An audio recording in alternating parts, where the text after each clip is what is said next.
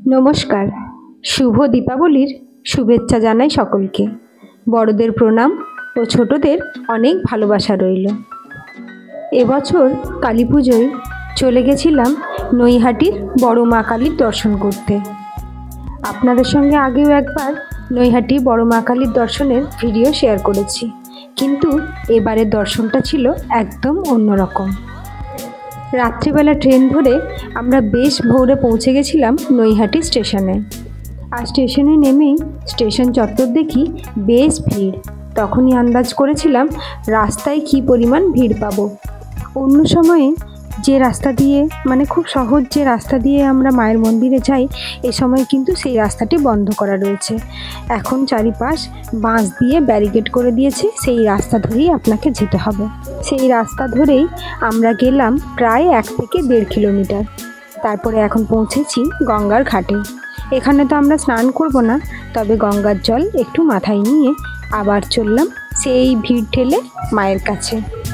আর রাস্তায় যেতে যেতে আমি আর জিশান মায়ের নামে টিপও পড়ে নিলাম। মায়ের ডাকে, মায়ের কৃপায় এই সময় এই ভিড় ঠেলে মায়ের দর্শন পাওয়া সত্যি এক অন্যরকম অনুভূতি।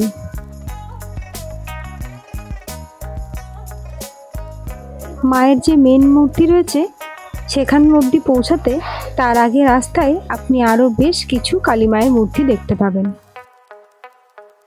প্রতিটি মায়ের মূর্তির সৌন্দর্যই কিন্তু অন্যরকম।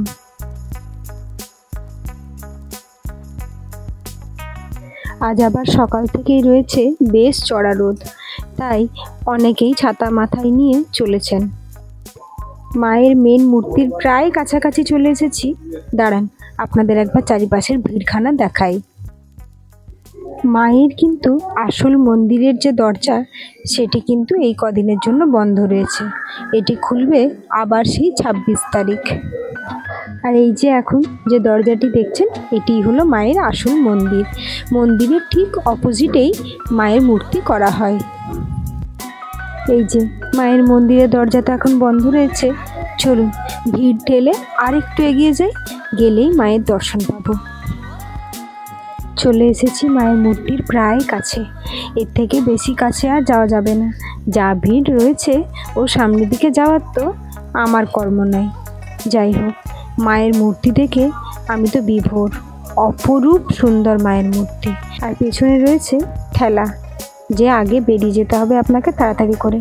কিন্তু আমরা সাইডের একটি রাস্তা ছিল, সেখান দিয়েই বেরিয়ে গেছিলাম, কারণ আমাদের সঙ্গে ছিল ছোট্ট দুখানা বাচ্চা, জিশান আর আরও একজন। তাই আমরা সাইডের একটা রাস্তা দিয়ে বেরিয়ে সেখানেই দাঁড়িয়ে অনেকক্ষণ মায়ের দর্শন করলাম। খুব ভালো দর্শন হয়েছে, জানেন তো, মন একদম ভরে গেছে। আর মায়ের কৃপায় আমরা মায়ের প্রসাদও পেয়েছি। চলুন আজ তাহলে এ পর্যন্তই থাক।